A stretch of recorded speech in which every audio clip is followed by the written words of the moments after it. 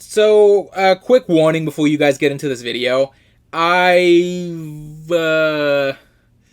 when I recorded this, the mic audio was fighting me that day, and I thought I had corrected it. It was actually my fourth recording that day, because every time I recorded, for some reason, the second I hit record on my computer, the mic would switch from my Yeti to the mic within my webcam. So every time I hit it, it would switch over, and the following video you're gonna watch has a very tinny sound to it because it's trying to pick up on the webcam, not the actual mic I have.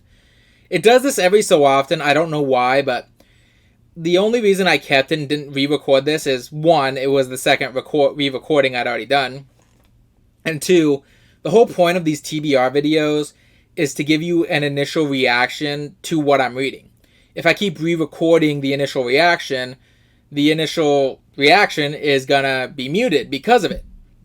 So unfortunately, I did have to keep the bad audio take this time. I re-recorded the other stuff, but this one I'm gonna leave as is. I do apologize, and I hope you guys enjoy it regardless.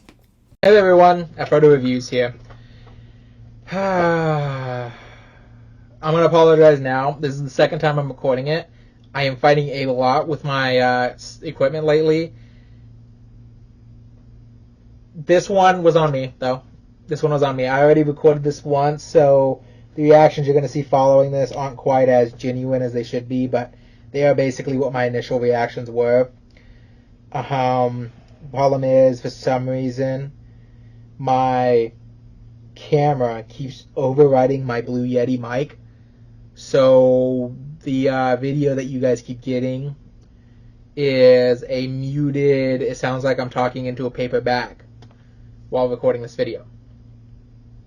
And honestly, I don't want to do that to you guys. So if I don't have as much enthusiasm for this following review, the reactions are going to be a little more muted than I was hoping. I'm really sorry. But yeah, so to reiterate what I said before that you didn't see, the month of July is ending. There's not much I can say on it. There's a few things I clearly tried to do. My Webtoon Wednesday, I'm still not sure is going to be a staple of the channel yet. But I do think I'm going to at least try to do one more. If you guys want to see any recommendation based, like, recommend your best X series on Webtoon, feel free to comment down below, or comment on the Webtoon Wednesday video telling me what you want. I'm going to definitely try to finally get out my first true video essay this month of August. Again, I keep trying and it keeps putting me off. I have a plan here of how to make it work out as well. One of the issues is I want to come off as coherent instead of just babbling, because all my scripts are mostly just genuine stuff. If all else fails, I'll probably just go off script and talk as I talk. But anyways, yeah, I'll do that. So yeah, with that being said, not much else I can say. I'll try to do vlogs more appropriately this time. But let's go on to the month of August. Now, as those of you who've been longtime viewers of my channel, you know that last year, November was my month of bad books. As a joke, it was supposed to be the month where I showed you to be thankful for all the good books in your life, because those books were out there. And I like that. I like the theme for me, personally. But as it turns out, the month of August actually tends to be BookTube's favorite month for bad books, formerly known as Garbaugust. And I like the wordplay there, so I decided that I want to join the bandwagon a little. And I'm going to use the month of August to talk about the bad books I've saved up specifically for this channel. Now, I'll probably still talk about some bad books on November, don't get me wrong, but these are the bad books that I'm going to read, the bad books this time. And that's going to be the selection I have for you here. I want to say, as I'm starting this, I'm going to say this. All of these books I picked up because I felt they probably were not going to be good. That being said, even though I expect them not to be good, I'm not hoping they're bad. I'm hoping they surprise me and that, they're actually good in the long run. And then I can say, I judge the book by its cover harshly, and you know what? I'm pleasantly surprised. I recommend this book. I'm not going to go into any of these books with the intention of hating them, but I'm not expecting them great things. So, to start off, the first book of the Garbaugust month will be Happy Are Those Who Mourn by Andrew M. Creeley. Now, this book, it kind of looks like one of those Harlequin detective novels. I'm doing this first because it's the one I think will probably end up the most likely surprising me. The reason I say that is I've done a couple Harlequin novels in the past, Snow Job and Hit Me With Your Best Scott, obviously. But both of those books were surprising in how decent they were compared to how bad I expected them to be. Snow Job, I didn't expect to be terrible. I expected it to be boring. And Hit Me With Your Best Scott, I picked up purely because I thought it'd be bad and ended up good. I'm not saying any of them are good. I'm saying they were decent. They were okay. And from what I expected of them, that might as well have been good. To stop my ramble here, let me just go ahead and read the back, and you can decide for yourself what it sounds like. Bishop Blackie Ryan returns in a compelling new novel of crime and confession. There have been ghostly happenings in the suburban parish of Saints Peter and Paul. It seems the spirit of the recently deceased Monsignor Charles McKerney is restless. Rectory televisions turn themselves on, footsteps are heard, and a presence is felt in the bedroom where the body was found. But when Bishop Blackie Ryan comes to investigate, he discovers other strange occurrences that are far more earthly and condemning, such as an adulterous conspiracy hiding $10 million in missing church funds. In fact, the secrets of the living tell Blackie Ryan all he needs to know about the dead. It was murder. So, that dramatic ending aside, you can kind of... that dramatic ending of the synopsis aside, you can kind of guess probably why I chose this book.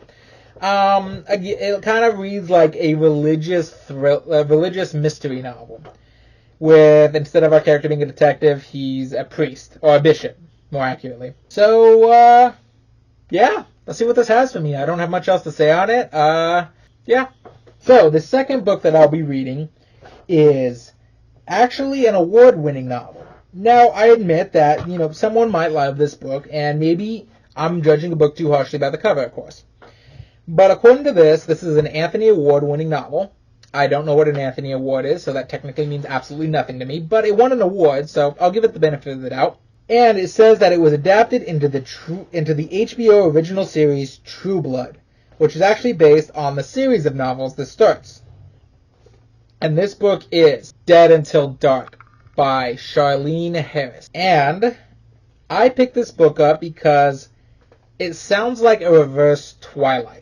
You'll see what I mean when I read this. Read the synopsis. But anything that sounds like a reverse Twilight, and not in a parody sense, I don't think is going to be good. Twilight, I've seen plenty of books based on Twilight that,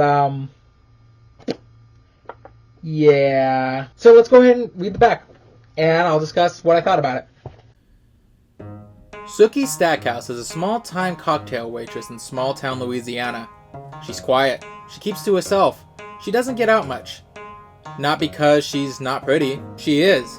It's just that, well, Sookie has this sort of disability. She can read minds. And that doesn't make her too dateable. And then along comes Bill. He's tall, dark, handsome. And Sookie can't hear a word he's thinking. He's exactly the type of guy she's been waiting for all her life. But Bill has a disability of his own. He's a vampire with a bad reputation. He hangs with a seriously creepy crowd, all suspected of, big surprise, murder. And when one of Sookie's co-workers is killed, she fears she's next. So, yeah, you guys can kind of see what I mean. It sounds like the reverse Twilight. Instead of the vampire who inexplicably can't read the human's mind, instead it's the human who inexplicably can't read the vampire's mind. And it reads like a romance combined with a murder mystery. So I'm hoping it'll be good. I've never watched True Blood. I don't know what the Anthony Award is, so I have absolutely no frame of reference to guess how good it might be. But I'm not... Again, as I said, anything that gives me the reverse Twilight vibes is not good. Okay, so the next book is something I'm actually the most excited about. Mostly because Okay, no, the reason why is like three. There's like three reasons. The first is I could not find this book online anywhere. I looked it up. I dug. I could not find any sign of this book on Goodreads, on Amazon, on even Google. I typed it into Google, and I got 3 results, none of which were the books, and that was it. So this book is a literal ghost online. As far as I know, I might be holding a unique copy of something that was never meant to see the light of day. So obviously I gotta review it on my channel. But the second reason why is Yuma's Crime Wave by Marvin No is set in my hometown of Yuma, Arizona. Yeah, for those of you who don't know this about your dear old Afrodo, Yuma, I was born in Kansas, Dodge City, Kansas, actually, but around the age of 5, I moved to Yuma, Arizona. And I grew up there for pretty much most of my life. I didn't move away until I was like 22, 23. So I spent a majority of my life in Yuma, Arizona. That is where I grew up. That is where I had my friends, where I went to school, everything. So, Yuma's Crime Wave. This is going to be fun. Before I tell you the third reason this makes it so interesting, I'm going to go ahead and read you the back. And again, since I've already read this review, it's not going to be as fun, but the back kind of gives you a hint what this book is going to be like.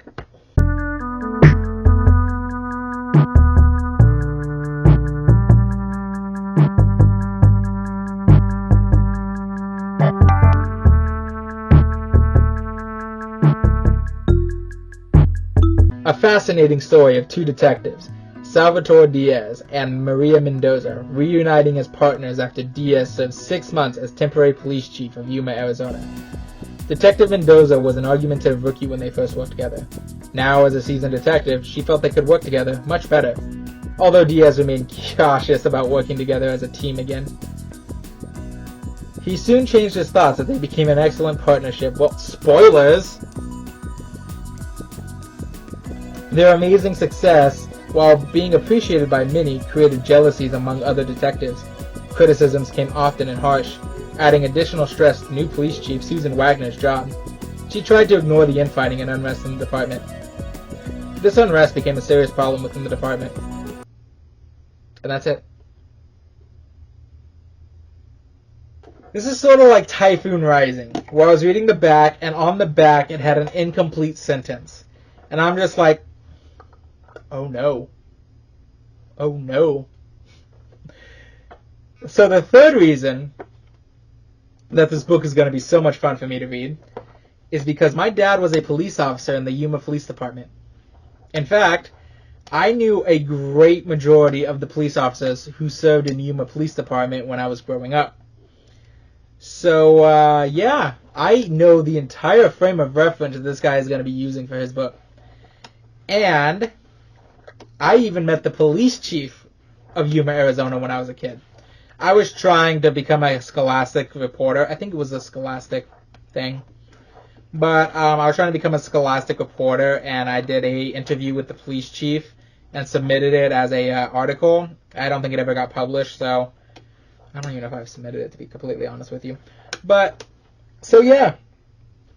I'm going to tell you now, I'm not reading this with the intent of, I'm going to destroy this book because it's going to be so bad. I'm reading this because this is going to be such nostalgic fun for me. I on the brief chance that Marvin No comes by and sees this review, no, I did not pick this book up because I want to hate it. I picked this book up because I'm expecting to have so much fun with this book. And yeah, then all that nostalgic fun, I'm just let's get it. Let's not focus too much on this book. Although this is one I'm looking most forward to, I got one more book review to come from. And it being last, that should tell you guys what I'm expecting it to be. And that book is Patriots, a novel of survival in the coming collapse by James Wesley Rawls. I don't know. Okay, so like James Wesley Rawls. The way the name is said down here, James Wesley, but then there's a comma, Rawls. Is Rawls a different person? I don't get it. I don't get that comma at all. Hyphenated, maybe? Maybe that was supposed to be a hyphen, but like, even on the back, it says James Wesley's, Rawls. So, yeah. I don't have to say much about why I think this book's going to be bad. All I'm going to say is if anyone has seen my last layover review, or the 5 videos of me doing the last layover review, expect that. That is what this book's going to be about. I know it. I don't even need to peek ahead and say, oh no. I know that's what this book's going to be about. So, let me read the back for those of you who don't understand why that's such a potent warning for what's to come. America faces a full-scale socioeconomic collapse in the near future. The stock market plummets, hyperinflation cripples commerce, and the mounting crisis passes the tipping point. Practically overnight, the fragile chains of supply and high-technology infrastructure fall, and wholesale rioting and looting grip every major city. As hordes of refugees and looters pour out of the cities, a small group of friends living in the Midwest desperately try to make it. Okay, it reads, desperately tries to make it to tries to make their way to a safe haven ranch in northern Idaho. It's probably grammatically correct. I'm not going to delve on this. This journey requires all their skill and training since communication, commerce, transportation, and law enforcement have all disappeared. One of these things is not like the others. Once at the ranch, the group fends off vicious attacks from outsiders, and then looks to join up with other groups that are trying to restore the true constitutional law up to the country. Patriots is a thrilling narrative depicting fictional characters using authentic survivalist techniques to endure the collapse of the American civilization. Read this compelling, fast-paced novel could mean the difference between life and death. I really don't know if any warning I could give you guys would do it justice. But, yeah. Stay tuned for this one, guys. But with that being said, just remember, with every book comes an adventure. And every adventure... Okay, let's be honest. These books are going to try to kill me this month. It's not going to be an adventure. It's going to be a survivalist. It's going to be an obstacle course for me. Stay tuned, everyone. My suffering to come.